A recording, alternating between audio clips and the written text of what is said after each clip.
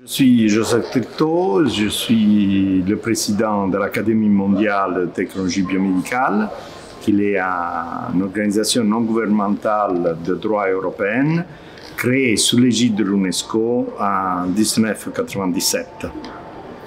Notre activité, c'était de promouvoir l'innovation biotechnologique dans le monde, surtout dans les pays en voie de développement. Donc, nous étions confrontés toujours à toutes les maladies transmissibles, les infections, les campagnes de vaccination et aussi l'amélioration de la qualité de vie, c'est-à-dire de l'environnement, de l'eau, de la nourriture, dans des cycles agroalimentaires, etc., pour permettre une meilleure qualité de vie aux personnes et donc pour permettre une meilleure immunité naturelle.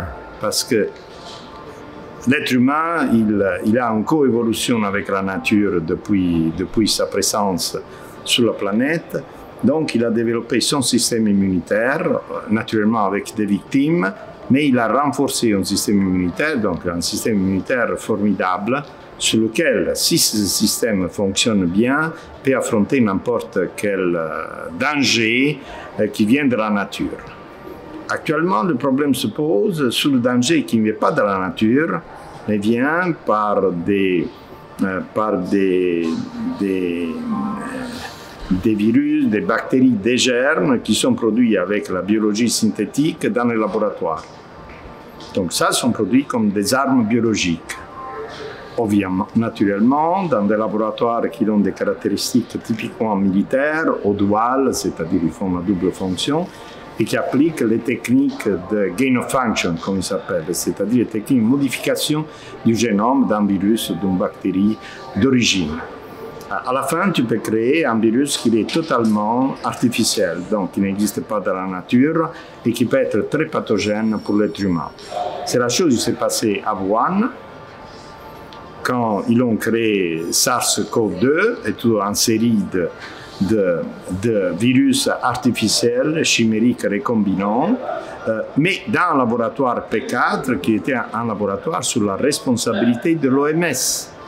Donc ce laboratoire, il a fait une recherche à haut risque pour créer des armes biologiques avec les Américains, parce qu'il était le laboratoire équivalent Fort Detrick des Américains qui faisaient la même histoire. Naturellement, à un certain moment, les Chinois ils ont suivi leur parcours complètement différent, donc ils ont fait leur SARS-CoV-2 indépendant chinois et les Américains le SARS-CoV-2 américain. La différence était que les Américains ils font des patents sur tout, donc ils brevetent toutes les choses. En 2018, Ralph Baric publie le brevet du SARS-CoV-2 sans les inserts qu'après nous avons décrits avec Luc Montagnier et les autres, des inserts de l'HIV et de l'insert de la furine. Dans le deuxième temps, Moderna fait l'insert de la furine artificielle, donc il fait comme les Chinois à la fin. Mais les Chinois, ils ont utilisé des inserts naturels, comme ça, qui n'étaient pas visibles ou traçables dans leur virus. Les inserts américains sont de la biologie synthétique, donc tu peux vérifier qu'ils appartiennent aux Américains et non aux autres. Voilà. Donc ça, c'est l'histoire. Mais la chose plus importante, et c'est la raison pour laquelle nous avons déposé une plainte au niveau de la Cour internationale de La Hague contre les groupes américains, chinois, et les Anglais, les Français autour, etc., qui ont coopéré pour créer le SARS-CoV-2 qui a donné l'épidémie à Wuhan et après la pandémie. Mais la question était posée, naturellement nous avons dénoncé les personnes parce que c'est la mécanique de la Cour de La Hague, mais nous avons posé la question à la Cour internationale du crime biologique. Nous avons dit les chercheurs qui font recherche de ce type-là, s'ils créent un virus ou une bactérie ou n'importe quel être vivant, quelle structure vivante, qu'il est pathogène pour l'homme, il est montré dans les recherches in vitro qu'il est pathogène pour l'homme, donc ils ont créé une arme biologique.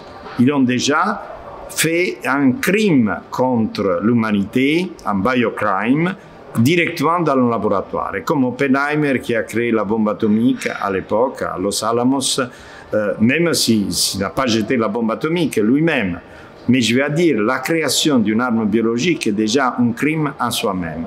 Donc, nous avons posé la question à la Cour de donner des règles sur un crime contre l'humanité qui soit fait à travers une arme biologique, une structure biologique. La Cour est en train d'analyser notre plainte. Naturellement, ils sont arrêtés un petit peu pour les problèmes de guerre en Ukraine et en Israël. Et nous continuons à avancer sur le dossier en mettant en évidence le rôle de chaque personnage, comme Fauci, comme Peter Daszak, comme Stephen Bancel de Moderna, etc., dans la création, comme les Chinois, dans la création de ce virus pathogène pour l'être humain. Ça comporte une chose fondamentale. Si tu crées un virus pathogène, donc une arme biologique, tu peux créer même l'antidote, ou créer un mécanisme qui peut utiliser pour bloquer cette arme biologique. Et c'était la chose que la DARPA a fait avec la plateforme des dits vaccins à RNA messager, mais qui l'ont utilisé au contraire l'idée de l'agent transfectant, qui entre dans la cellule et modifie le génome de la cellule pour permettre de produire un antigène, une protéine, n'importe quelle structure acceptable pour la cellule. Ça, c'est un mécanisme nouveau. Il ne peut pas être une thérapie pharmaceutique parce qu'il n'est pas un médicament. C'est toi qui tu produis le produit final à la fin. Ce n'est pas une thérapie génique parce que tu ne vas pas modifier un gène particulier contre une maladie, etc. Non, d'une certaine façon, tu es en train de contrôler le génome de la cellule pour permettre de produire qu'est-ce que tu veux. Donc, c'est une intrusion dans l'intégrité du génome humain de la cellule qui n'est pas permis par aucune loi, au contraire est interdit par la délibération des Nations Unies sur la protection de l'intégrité génomique. Donc nous sommes en face actuellement d'une révolution industrielle importante. Tout Big Pharma est d'accord sur ça, même certains pays avec les forces politiques qui l'ont sont d'accord sur la manipulation du génome humain. Donc nous sommes dans l'idée du transhumanisme, qui est naturellement sponsorisé par le World Economic Forum, par une partie des grands pays du monde occidental, qui va contre la nature de l'être humain et de l'anthropocène. Donc, tout ça ne peut pas être accepté de façon anodine, mais il faut que les Nations Unies délibèrent dans leur Assemblée générale, parce que tous les pays sont présents dans les Nations Unies. Si nous voulons faire un tournant historique sur l'humanité, en essayant de donner une permission pour modifier le DNA, le génome, ou pour contrôler le génome et aider les personnes qui ont des défauts. Donc ça, c'est un problème éthique et de responsabilité globale. Ça ne peut pas être donné à l'Organisation mondiale de la santé, qui n'est rien d'autre qu'une des 14 agences des Nations Unies. Il faut que l'Assemblée générale des Nations Unies délibère sur la biologie synthétique, sur les nanotechnologies, sur toutes ces nouvelles plateformes industrielles à base de RNA ou de DNA dans le futur aussi synthétique, qui vient changer profondément la prise en charge de la santé humaine. Le premier projet, qui est la modification de la loi internationale de santé, International Regulation, etc., qui dépend directement des Nations Unies. L'OMS veut prendre en charge cette loi pour devenir un législateur et un régulateur de la santé mondiale des populations. Donc, ils veulent tirer dehors de ce contrôle des Nations Unies, devenir une agence transnationale dite pour la sécurité de la santé globale. Ça, c'est la justification américaine de tout ça. Et ça, si passe ça, c'est un gros problème, parce que l'OMS a le droit d'intervenir, parce que cette loi est une loi qui oblige les pays à accepter la loi et à l'appliquer, à intervenir avec une force frappe, comme a proposé Bill Gates, intervenir dans les pays pour appliquer la loi. Contre la souveraineté nationale, tu t'imagines, c'est une chose épouvantable. C'est la militarisation de l'OMS en face des pays souverains. Deuxième est par contre le traité contre les pandémies, pour lequel le directeur général a le pouvoir de dire « Bon, je vois un virus qu'il est dans le Togo, qu'il commence à faire mourir 10 personnes, etc. Je considère que ça peut être un potentiel pandémique, je déclare une pandémie et j'oblige les pays du monde à accepter la stratégie diagnostique et thérapeutique que nous proposons. » Donc, l'OMS, il veut devenir un broker. Donc, un commerçant pratiquement de tous les produits de santé, d'intérêt public mondial. Il doit être un gars un groupe qui suggère les stratégies, mais propose les produits en accord avec Big Pharma, les autres compagnies, avec les producteurs, et impose au pays ce type de traitement.